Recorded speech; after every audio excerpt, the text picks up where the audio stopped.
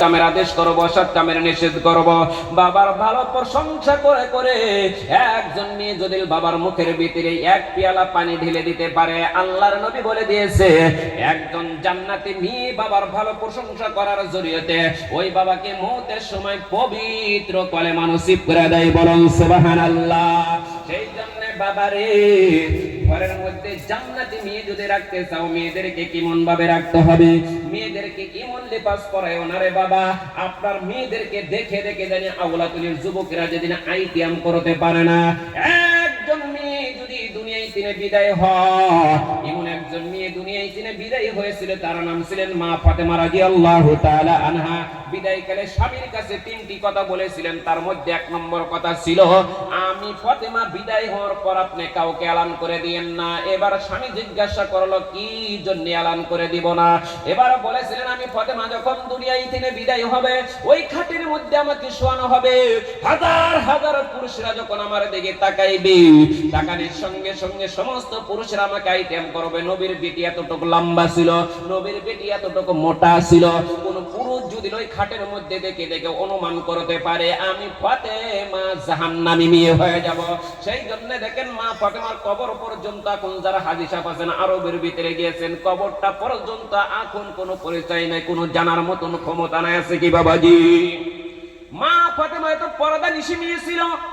আজকে আমার আওলাতুল রাসূলের মা, আল্লাহর নবী বলছে তুমি জান্নাতি মেয়ে। কেন তো লেখা যায় আজকে আওলাতুল যুবকদেরকে তোমরা দেখেন আইটিএম করার জন্য পুরুষদের জ্ঞান এত আল্লাহ দিয়েছে, এত বুদ্ধি দিয়েছে। দেখেন গরুর বাজারে যখন আমরা চলিয়া যাই, গরুর বাজারে গিয়ে দেখেন গরু একটা দাঁড়ানো গরু রয়েছে, আমরা লক্ষ্য করে এই গরুটা জবাই করলে দেখেন 2 মণ 10 কেজি মাংস হবে।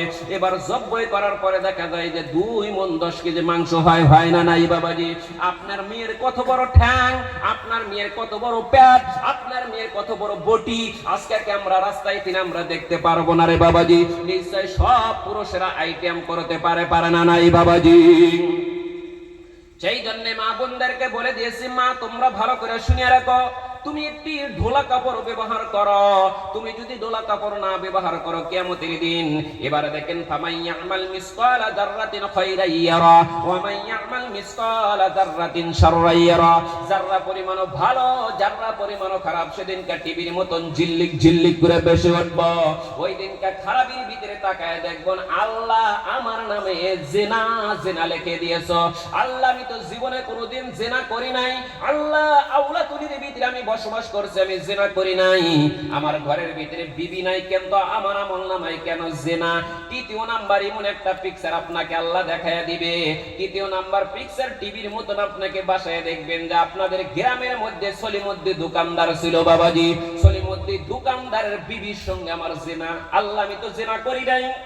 এইবার দেখেন চতুর্থ নাম্বার আপনাকে পিকচার আল্লাহ দেখায় দিবে, ওই দেখেন সলিমুদ্দি দোকানদার বেটা 150 পালসার গাড়ির ভিতরে বিবিকে তুলে নিয়ে লাল শাড়ি পেন্দে বাদাম উড়াইতে রাস্তার মধ্যে চলে গিয়েছিল।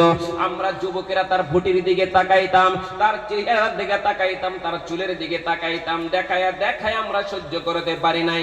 রাত্রে যখন আল্লাহ আমি ঘুমাইয়াছি, ঘুমানোর সঙ্গে সঙ্গে স্বপ্নের মধ্যে দেখে আমি সলিমুদ্দির বিবি স্বপ্নের মধ্যে আমার বিছানায় হাজির। হাসান আমি বাবাজি, এক পুরুষরা বলবা আল্লাহ আমি জীবনে কোনোদিন জিনা করি নাই, আল্লাহ আমার আমল নামায় কেন জিনা লিখে দিয়েছো? আপনাদের গ্রামের ভিতরে দেখেন কলিমুদ্দি মাস্টার ছিল, তার মেয়েগুলা যখন কলেজের সময় এসেছে বেলা 10টার সময়, এবার ভুটি টান টান করে ঘোরার মতন চুল উড়াইতে যখন চলে গেছে, আমরা যুবকরা সহ্য করতে পারি নাই। আল্লাহ ওই মেয়ের সঙ্গে প্রেম করার জন্য, ভালোবাসা করার জন্য, তিন আলির ভিতরে আই লাভ ইউ বলার জন্য, তার সঙ্গে আমি ভালোবাসা দেওয়ার জন্য 120 পান নিয়ে রাস্তার মধ্যে দাঁড়ায় থাকতাম, কিন্তু মেয়ে আমাকে পাত্তা দেয় নাই। এবার লক্ষ্য করে দেখেন ওই মেয়ের ভুটি দেখে দেখে সহ্য করতে পারি নাই।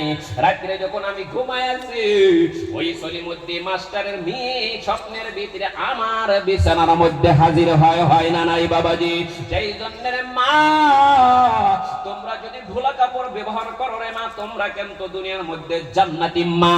ও মা তোমাদের জন্য আল্লাহর নবী নিজেই বলে দিয়েছে, আমি নবীজি 3 দিনের ক্ষুধা নিয়ে তোমাদেরকে দেখার সঙ্গে সঙ্গে আমি নবীজির কলিজা ঠান্ডা হয়েছে।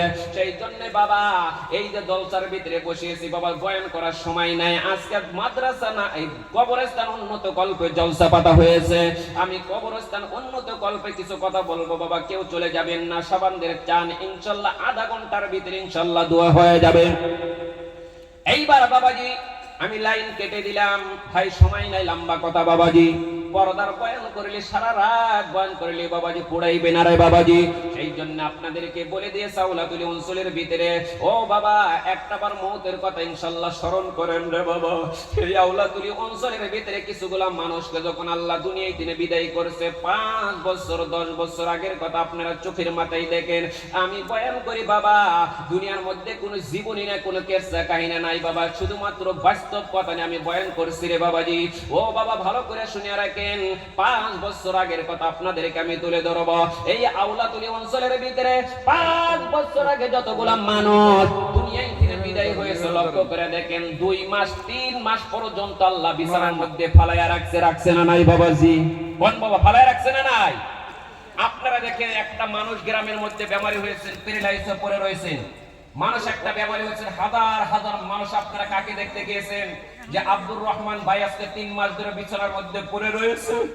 আমরা দলে দলে চলে গেছি, তার হাত ধরে মাপ নেই। বেমারির কাছে তিনি মাপ নেই না নাই বাবাজি? ভালো করে কথাটা শুনে রাখেন ভাই। আপনার সঙ্গে অনেকদিন উঠা বসা করেছি, চরণ বেদবি হয়েছে, কোনোদিন যদি বেদবি করে থাকে আল্লাহর রাস্তায় মাফ করে দেন।